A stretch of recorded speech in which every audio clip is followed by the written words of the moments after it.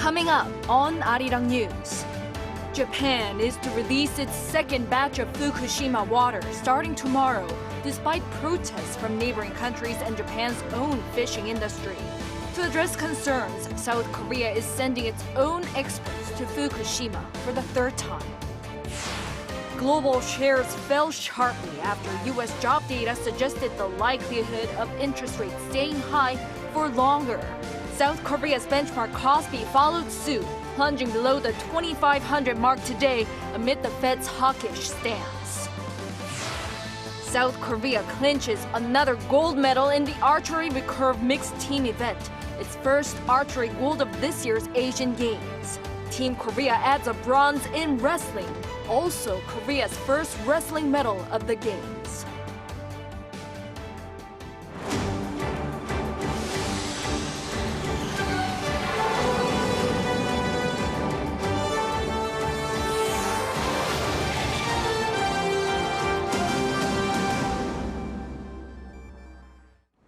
Good evening, it's 9 p.m. here in Seoul. Thank you for joining us on Arirang News. Japan is discharging a second batch of stored water from the crippled Fukushima nuclear power plant starting tomorrow. Amid rising public concerns, South Korea plans to send its own team of experts to the site for the monitoring for the third time. Our Peunji leads us off. Despite protests from neighboring countries, including South Korea and China, Japan plans to start the discharge of a second batch of Fukushima wastewater into the sea on Thursday. Just like the first batch, a total of about 7,800 tons of water will be heading into the Pacific Ocean. The process will take 17 days, meaning around 460 tons a day will be released. To address concerns, the South Korean government announced Wednesday that it'll dispatch another team of experts from the Korea Institute of Nuclear Safety to Fukushima to monitor the release process. But it did not give further details, including when they will depart or how long they will stay in Japan.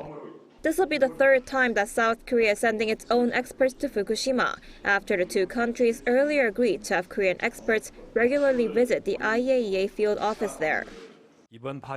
Just like the previous two dispatches, the team will visit the IAEA field office as well as the facilities in the plant and hold video conferences with the IAEA. It'll focus on making sure that the second batch is discharged properly as originally planned by the Tokyo Electric Power Company. If all goes as planned, Japan will be discharging 2% of the wastewater stored in the Fukushima power plant by March next year. A total of 1.34 million tons of water, enough to fill 500 Olympic-sized swimming pools, will be discharged over the next 30 years. Peunji, Arirang News. Amid recent improvements in relations between South Korea and Japan, the two countries will hold vice-ministerial talks tomorrow here in Seoul. Seoul's Foreign Ministry said Wednesday that the strategic dialogue will be held between First Vice Foreign Minister Chang Ho-jin and his Japanese counterpart Masataka Okano. This will be the first meeting of its kind in 9 years, with the last having taken place in 2014. The first was held in 2005 as a way to discuss bilateral relations and enhance cooperation between the two countries. Thursday's talks come as a follow-up to the historic summit between President Yoon Suk-yeol and Japanese Prime Minister Fumio Kishida in March. South Korea's defense ministry renews its warning to the North that the regime will come to an end should it use nuclear power. This in response to North Korea enshrining the expansion of nuclear force in its constitution to deter the, quote, U.S. provocations. Our defense correspondent Choi Min-jung reports. Seoul's defense ministry has warned that should North Korea use its nuclear weapons, this would bring about the end of its regime. Wednesday's warning comes after Pyongyang last week enshrined its status as a nuclear power in its constitution. The ministry said South Korea's military possesses a joint Seoul-Washington readiness posture that can overwhelmingly respond to any attack from North Korea. It added such threats to peace and stability will further isolate North Korea from the international community and worsen the suffering of its people. Pyongyang's constitutional amendment stated its ambition to advance its nuclear capabilities, reinforcing that denuclearization is not up for discussion. In fact, North Korean leader Kim Jong-un vowed to accelerate nuclear weapons production to deter, quote, U.S. provocations. The regime's state-run media reported on Wednesday that North Korea's defense ministry criticized the U.S. for describing the North as a persistent threat on its new strategy on countering weapons of mass destruction. It added that the world's biggest threat from weapons of mass destruction comes from none other than the U.S. The ministry accused Washington of increasing nuclear threats, referring to the joint military drills with South Korea and the deployment of its strategic nuclear submarine near the Korean peninsula.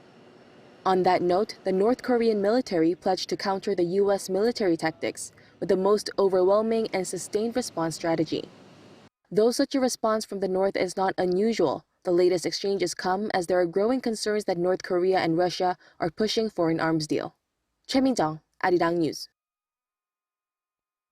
South Korea's overall industrial output in August saw its biggest month-on-month increase in over 2.5 years, mainly on the back of a recovery in semiconductor production.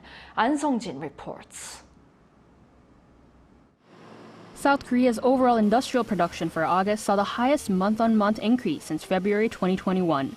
According to Statistics Korea on Wednesday, alongside the manufacturing and services sector seeing improvement, industrial production also rose by 2.2% compared to the previous month.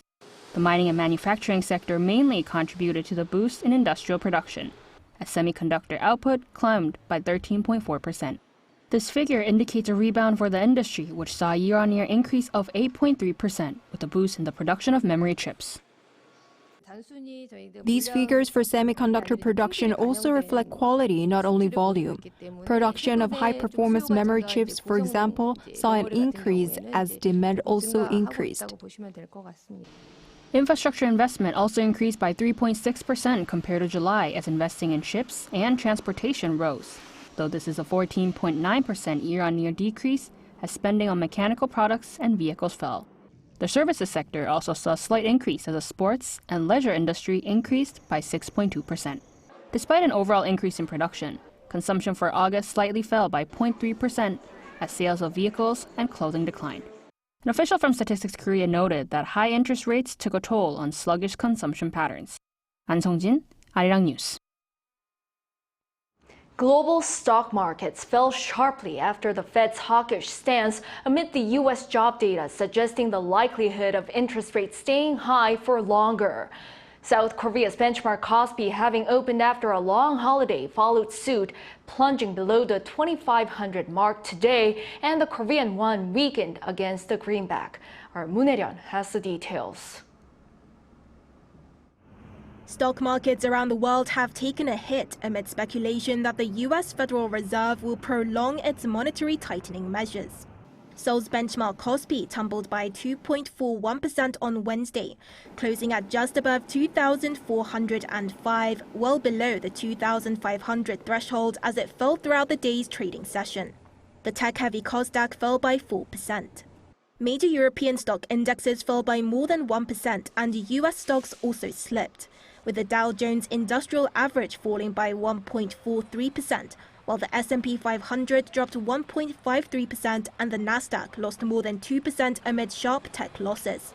Conversely, the 10-year U.S. Treasury yield has hit its highest level in 16 years, at above 4.8% as risk-averse investors seek safe haven assets. Global currencies were also heavily affected, weakening against the dollar. The exchange rate for the Korean won weakened to around 1,363 Korean won against the greenback, a 14.21 swing from the day before. The Japanese yen also lost value sharply against the dollar after breaching the key 150 yen level for the first time since October last year. These volatile market conditions come following hawkish remarks from Fed officials possibly signaling continued rate hikes, as job openings in the United States rose more than expected in August, a sign of a strong economy that could prompt the central bank to keep interest rates higher for longer. In response to these fluctuations, the Bank of Korea held a market review meeting where its vice president emphasized economic uncertainty and spoke of rising oil prices due to the growing possibility of the Fed's prolonged high interest rates. He stressed that the domestic financial and foreign exchange markets could become more volatile and that close monitoring would be needed, with the central bank taking measures to stabilize the market if necessary. Moon Hae-ryun, Arirang News. Foreign direct investment pledges to South Korea during the first 9 months of this year hit an all-time high for the period. The Ministry of Trade, Industry and Energy said Wednesday the country received some $24 billion of FDI commitments, up more than 11% on year. The ministry said despite falling global investment amid uncertainties, FDI pledges to South Korea excelled, especially in the high-tech sectors. FDI in electronics, including semiconductors and secondary batteries, rose by 27% on year.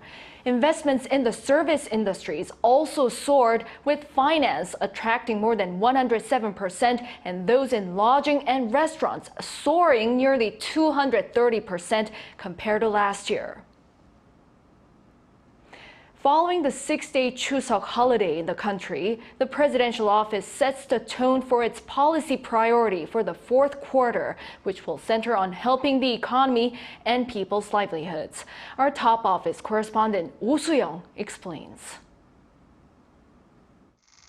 Supporting Korean businesses and households will top President Yoon Suk-yeol's agenda for the remainder of the year, amid fragile trade conditions and a likely rise in the cost of living.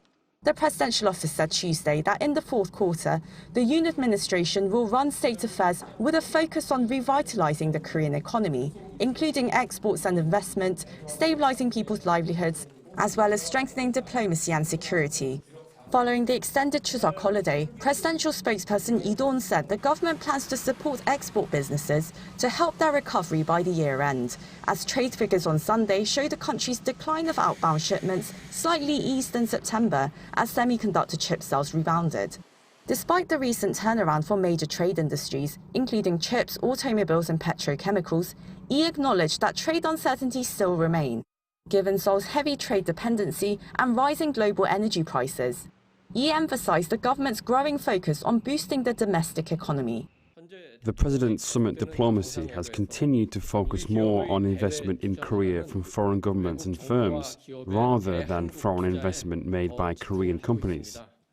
Key pledges include Saudi Arabia and the United Arab Emirates' respective promises to invest $29 billion and $30 billion, which are expected to create high-quality jobs for South Koreans.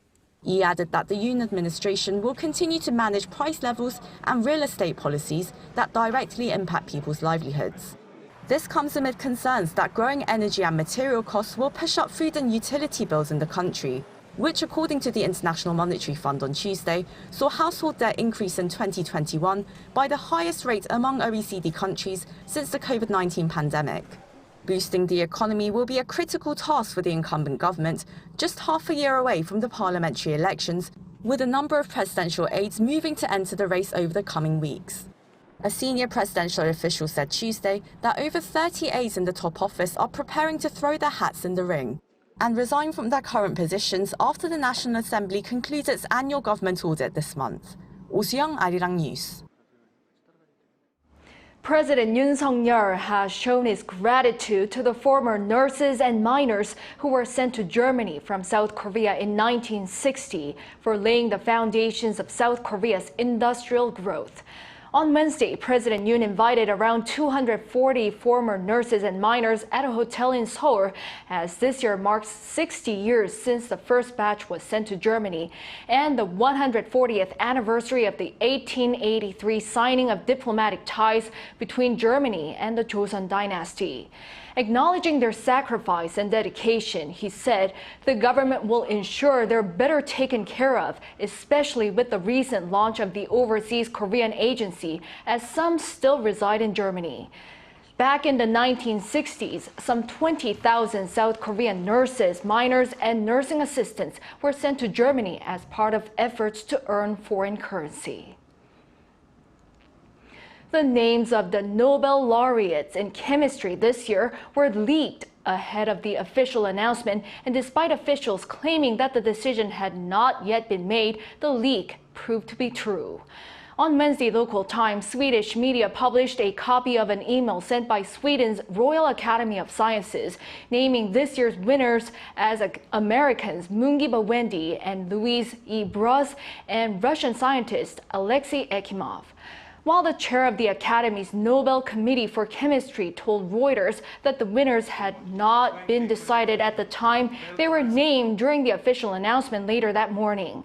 The laureates were awarded the $990,000 prize for their work on tiny nanoparticles known as quantum dots. And over in the U.S., after the controversial budget passage to avert a government shutdown, the U.S. House passed an unprecedented motion to remove its Speaker, Kevin McCarthy. This is the first time ever the House has removed its Speaker, spearheaded by Democrats, along with a few hard-right Republicans. Our Lee Si-hoo has the latest.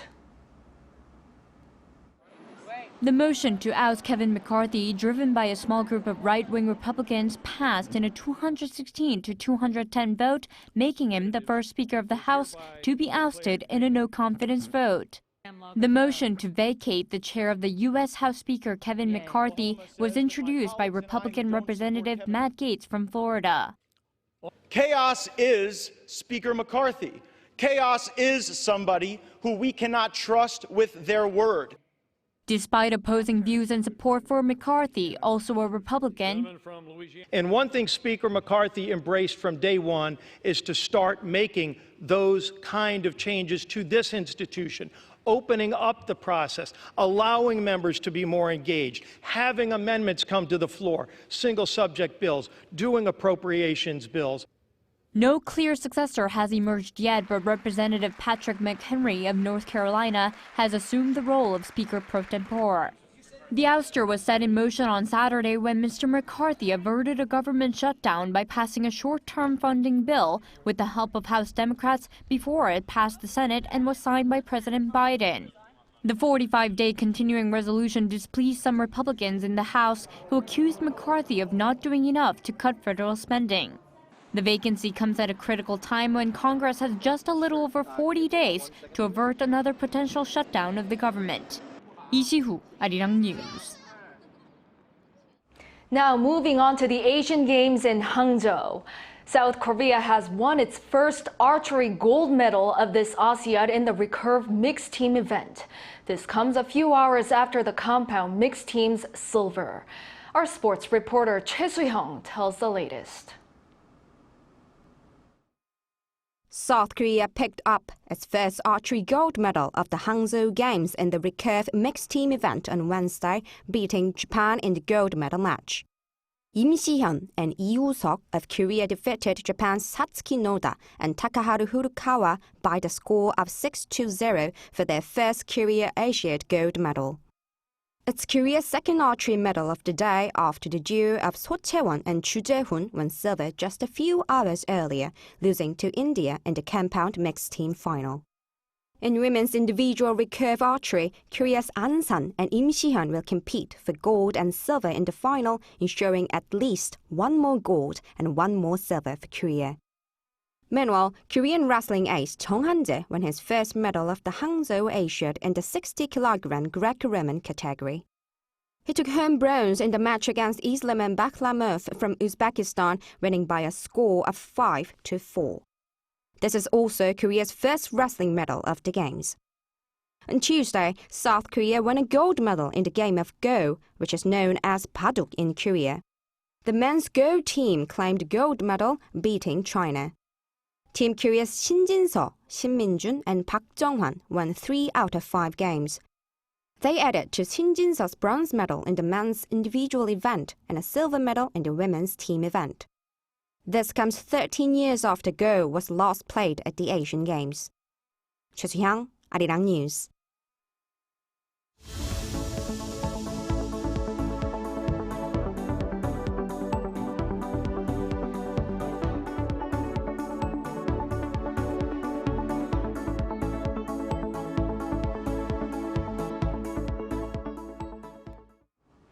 For those movie lovers out there, it's time for the annual Busan International Film Festival. The curtains went up this evening for the 10-day event. Our culture correspondent Song Yoo-jin reports from Busan. For this week and next, South Korea's southern port city Busan transforms into a dazzling hub of cinematic celebration. The annual Busan International Film Festival raised its curtains with the opening ceremony on Wednesday. Actors and filmmakers from around the world graced the red carpet at the Busan Cinema Center. So the Busan International Film Festival, BIF as it's also known, is the first international film festival here in Korea and has also become the largest in Asia. Now this year, 209 films from 69 countries have been invited for official screening. This is slightly fewer than last year, mainly due to budget constraints and internal committee issues. But this downsizing did little to dampen the festivities.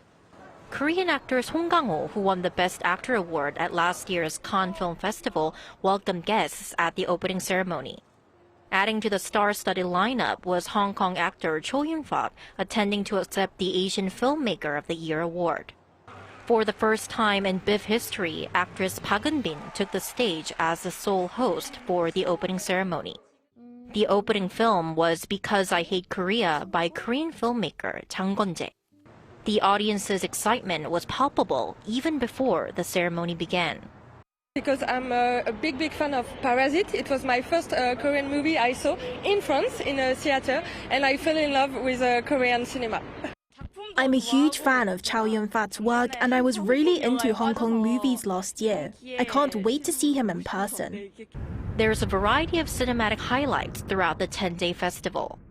A special program titled Korean Diasporic Cinema will shed light on Korean-American actors, directors, and films such as Minari, Searching, and Past Lives. The inaugural edition of the Asia Contents Awards and Global OTT Awards is scheduled for Sunday. Its predecessor, the Asia Contents Awards, recognized TV and streaming service content only from Asia, but this year it expanded its award coverage worldwide. So, if you're in search of a movie-filled adventure, Busan welcomes you with open arms until October 13th. Song Yoo-jin, Arirang News, Busan. BTS member Jungkook will next month release his first solo album following the success of his recent digital singles. His agency officially announced on Wednesday that the album named Golden will be released on November 3rd and will consist of 11 tracks. It'll include the previously released digital singles 7 and 3D, which are proving popular on major music streaming platforms. In fact, 7 has been on the US Billboard Hot 100 chart for 11 consecutive weeks. Golden is an album inspired by the golden moments of Jungkook, and the title refers to his nickname within the group, which is Golden Maknae, meaning the youngest member.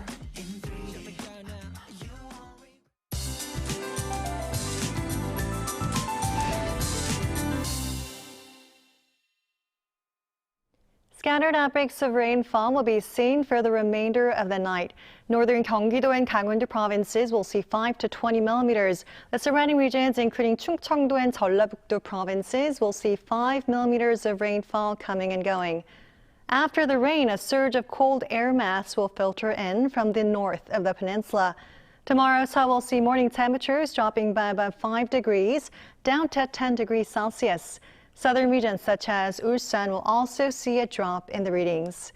For mountainous regions, frost and ice may appear in the morning hours. Such conditions may cause potential damages to agricultural crops, so please take extra precautions beforehand.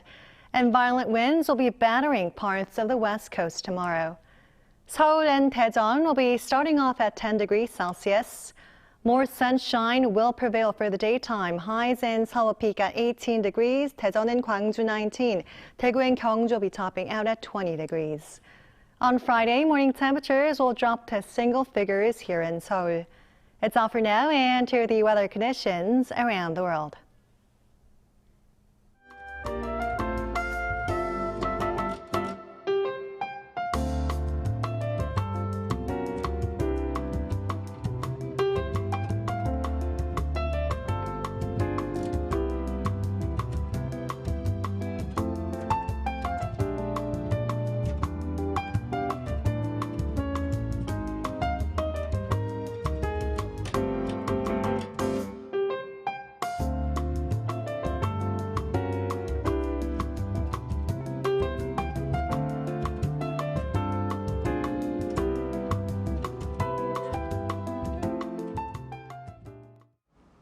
Well, that brings an end to this Monday night newscast. Thank you for watching.